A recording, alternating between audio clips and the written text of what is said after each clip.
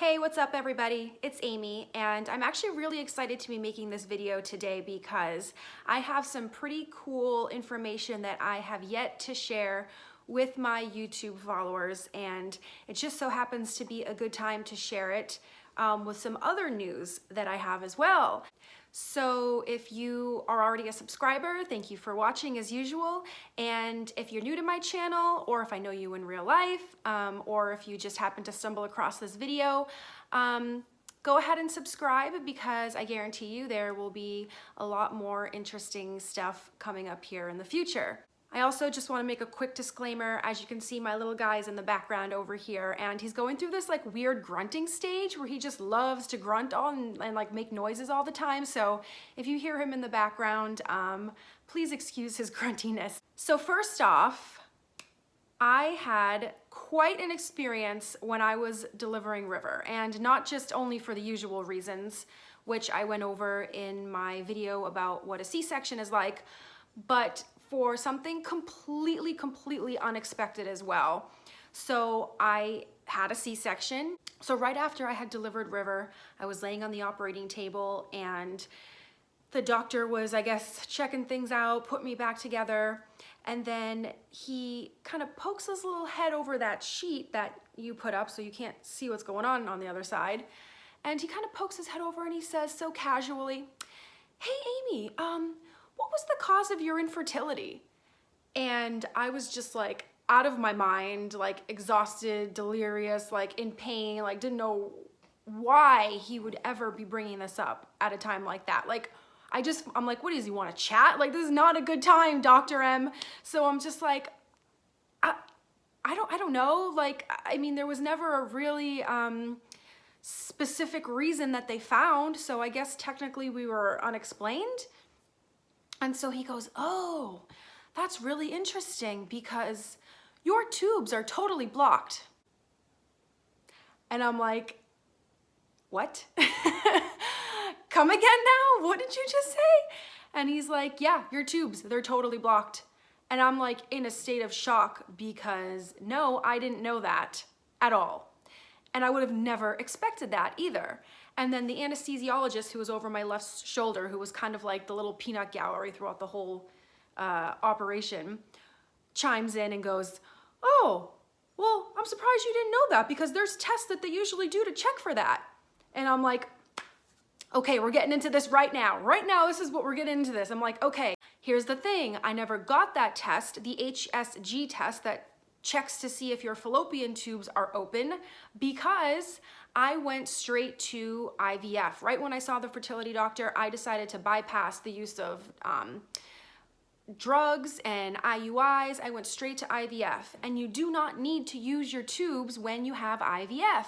So I said, why bother getting this, you know, very uncomfortable test that also costs extra money when I won't even, you know, need to know what's going on with my tubes? I'm just gonna bypass that altogether. And to be completely honest with you, like I never for 1 second thought I would have had blocked tubes, because I thought that happens if you have like endometriosis, and a lot of the times, you know, when you have that, you have symptoms of it, and I had never had a symptom. I was never told I had that. And so I was like, no, let's skip that test. Let's just go straight to IVF. So I'm explaining this to the doctors, and then I'm like, but my mind is like blown, okay? Because 4 years of trying to get pregnant, and I tried everything you could imagine, from dieting to acupuncture to, I mean, everything. And the last thing I would have ever thought is that my tubes were a little blocked, never mind totally blocked. So I'm just having this like mind-blowing realization as I'm giving birth. I'm basically figuring out, just learning for the first time, why I could not have a baby as I was having a baby. Like, it was insane. I'm just like, what is my life to know this right now? Like, I felt like all the answers of the universe had just been like, it just made sense to me all in that same moment. And I was just like, holy crap, like I don't even know how to process this right now. So after the surgery was over and the doctor came in to talk to me, I was like, so let's talk about your discovery for 1 second, okay? I'm like, so if my tubes are blocked, can you unblock them? Is that an option? So I can maybe try to conceive naturally next time? And he said, No, that's not something I would do or I would recommend doing, because your tubes are basically just very damaged right now. And even if we were able to unblock them, they would still be damaged, and damaged fallopian tubes leak fluid that is toxic to embryos. Okay, so now this is my second like huge life-changing aha moment, because if you've watched my other videos, if you've been following me for a while, or if you just know my story, I had a chemical pregnancy before I was able to get pregnant with River. I implanted 2 very perfect looking CCS tested, genetic tested embryos, and I had a 85% chance of success. And I had a chemical pregnancy, meaning I got a positive pregnancy test, but basically had a very, very early miscarriage. And that was a huge blow, because I was not in any way, shape, or form expecting that. The doctor was shocked that that happened. Like 85% chance of success, you know? Like I thought at least one would stick. So ever since then, I was just completely flabbergasted as to how that happened. And I just was searching and searching and searching and searching for answers for so long. And then when I got pregnant with River, I had implanted 2 more embryos. So then one didn't stick because one obviously did. So I basically had to go through 4 super high quality embryos just to get one baby. Now that is very unusual for someone who had no other issues. I had, you know, I'm young, I'm healthy, you know, there was no reason that I could understand of why that would happen. And anything I had read online and anything I had, you know, I'd watched videos, I did all kinds of things trying to get answers as to why that happened. And it always seemed to come down to the quality of the embryo. And I'm like, that's impossible, because these have been tested, like they're good embryos. So what happened? Like, why did I lose those embryos? Why? So once the doctor's telling me your janky tubes can leak fluid, I'm just like, holy crap. So now I'm just like, I will never know for sure, but I would bet money on the fact that my messed up, blocked, ridiculous, unhealthy, damaged tubes leaked fluid onto 3 out of my 4 embryos, causing my chemical pregnancy, causing me to just have one baby when I was pregnant with River, and basically causing me to lose 75% of my embryos. And so I was just like, you have got to be kidding me. Like, I know that's what happened. I know, it just made so much sense to me in that moment. So then I said, well, then what do I do? And the doctor told me, well, you should just get your tubes removed altogether before you go to do IVF again. And I'm like, great. I mean, I will definitely do that, because I really 100% believe it will increase my chances of conception. But wow, that just adds another thing to the agenda to have a sibling for River, because I have no embryos left. I have to go through the entire process of IVF all over again from start to finish.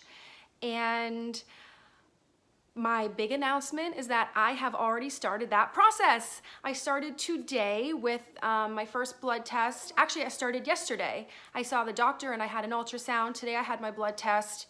And then I will be starting my stim medications tonight.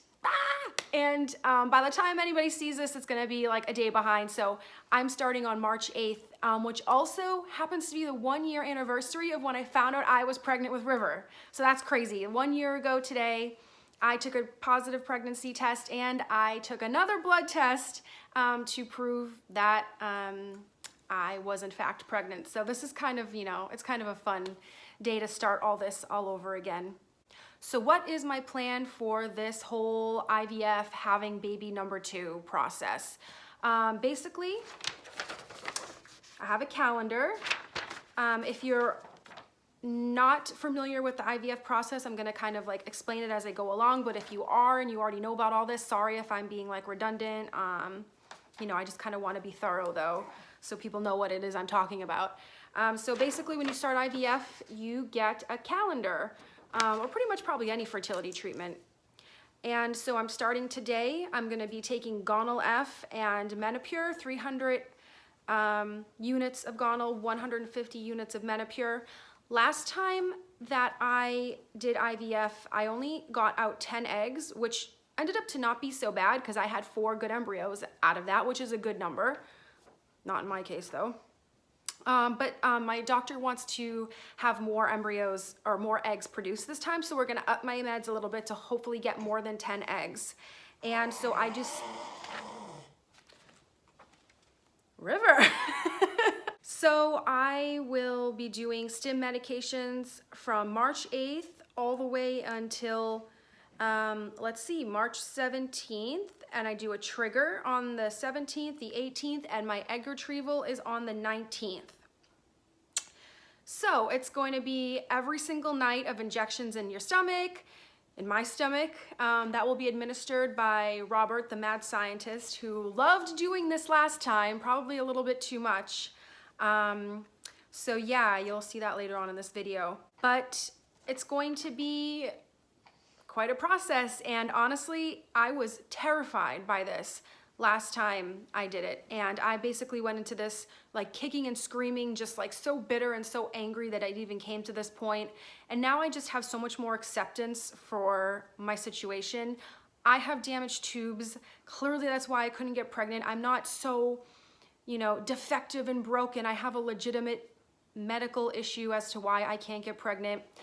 I did this before, I lived through it, it was fine, and it gave me a sweet little baby boy who I love so much, and I cannot wait to give him a sibling. And I get to try for another girl. Again, if you saw my last video, you will, or my video about my chemical pregnancy from my last IVF, you will see how devastated I was with that chemical pregnancy because I had put in 2 girl embryos because Robert and I both wanted a girl so bad. And it just added a whole new layer of devastation. And so I'm actually really excited that we get to try again for a girl. So that's what we're going for. That's what we're hoping for. But I just love my little boy so much that if it doesn't work out to have a girl, if I can have another boy, that's fine too. Now, I will say that I am starting this egg retrieval process, but I'm not going to get pregnant just yet. I'm going to wait until the summer, or just as the summer is ending, to get pregnant. I just need a little bit more time. Plus my birthday's in August, and I want to have fun on this birthday since I was pregnant for my last birthday and it was like very underwhelming. So I do want to be able to like party up a little bit for my birthday this year. And right after that is when I will more than likely start the process of getting my body ready to have an embryo transfer and to hopefully get pregnant. So this is only what I'm doing for now, is just retrieving the eggs, getting this whole thing out of the way, because after this, then I'm going to be getting my fallopian tubes removed, and then I need to heal from that, obviously, and then I will start getting pregnant in a few more months.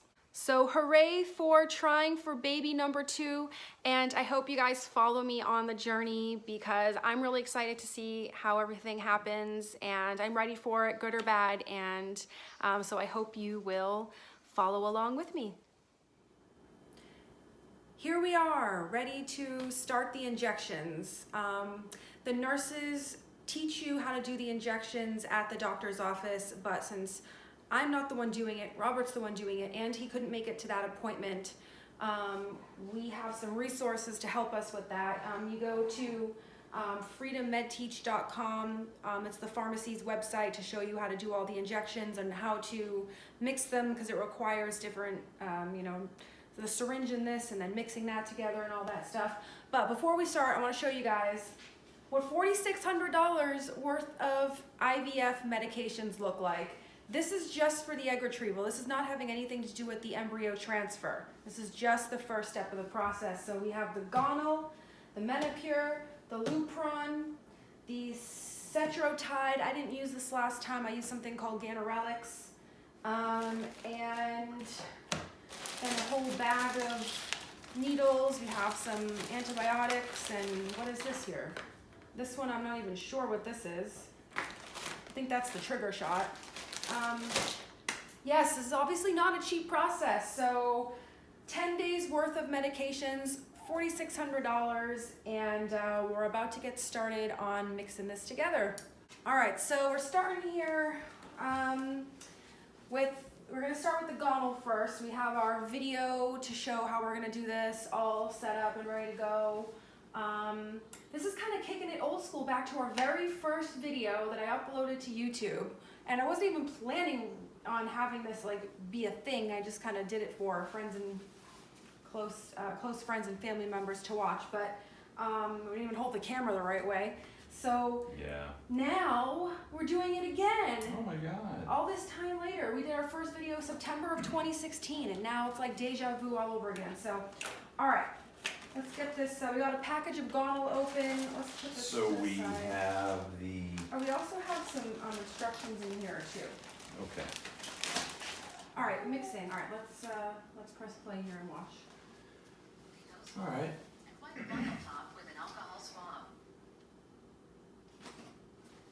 All right, let's wipe the top off. I'll put that off. There we go. Alcohol swab.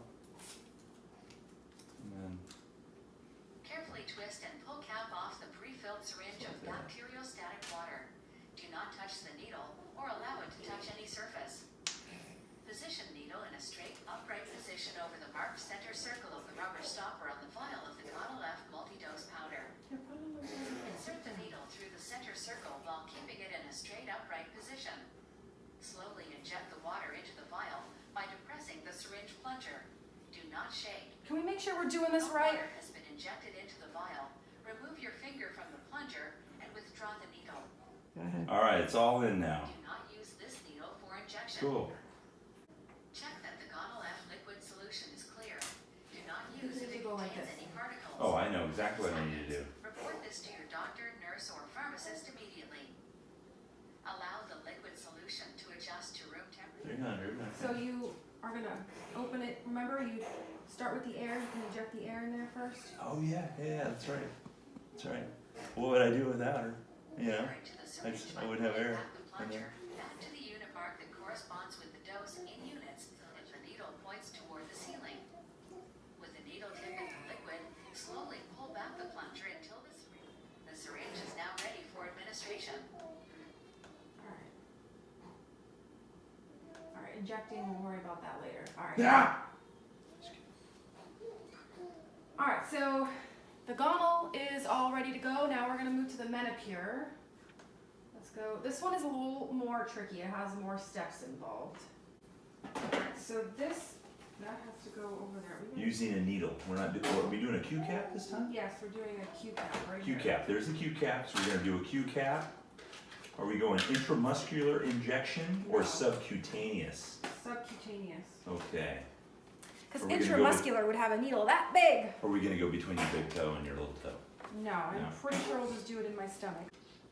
Carefully push the spiked end of the Q cap through the rubber stopper. Gently press on the syringe plunger. This will allow the air to enter the vial, which makes withdrawing the solution easier. If using the Q cap, simply pull back on the plunger to withdraw 1 milliliter or cc of diluents from the vial into the syringe. Without removing the Q cap, invert the vial and slowly pull back the plunger as far as needed to withdraw the entire Now, hold on. contents of the vial Okay. into the syringe. How much do we Because need? we have to do two of Instructed these. to take more than 75 So I'm icing up a little bit. This was kind of a mistake I made last time. I iced up a lot for my progesterone shots in my butt, but I didn't do it too much on my stomach, just like a little bit of ice, but the ice really helps. So I'm icing with like a big old ice pack this time. We're gonna start with the menopure. I definitely recall from last time how awful this shot was. It burns. It actually feels like getting stabbed with an X-Acto knife. So we'll start with the difficult one first, and just get that on out of the way, and then we'll do the other one. The gonal isn't too bad at all. This is like just like last time. I'm in the shot spot. This is my shot spot. Give me a drink of that wine. Pour it on your stomach. Here, take that off so we can dry it off. Oh Lord, why? Because you want another kid. That's why. I hate you so much right now. Well, you're the one that wants to do all this fun stuff. Let's go. I didn't even ice it that long. Honey, suck it up. Suck it up! Yeah. I'm gonna stab you with this. I'll put one of these in my eyeball right now. It doesn't even matter. All right, let's go. I got poked twice today. I already had my blood drawn. It's I'm just gonna a get needle. poked 3 times Not a big today. deal. I've had plenty of needles in me. It's all Well, good. I know. I gave birth. I know I can do it. Hey, All right. I passed a huge BM one time. Shut It tore my up, you're rectum so open. Stupid. Jesus. No sympathy for what I have to go through during this No. process. The one thing he has to do, which is Put up with all this for a which year. is give his specimen. He doesn't even have to do that because we have a frozen I know. I had sample all somebody ready that to did that go. for me. The nurses at this place they were just amazing. The one Very thing accommodating. you have to do, you don't even have to do it this time. Amazing. great. Not fair. It was a hands-free deal. All right, let's go then. Right there where it's all red looking. All right, so right there. So we're gonna do one there and one here. Yeah, I gotta start icing at this side. Yeah, that'd be neat. All right, let me get you all dialed in there. Oh, Alcohol. this one is not gonna feel Clean good. it all up. Oh.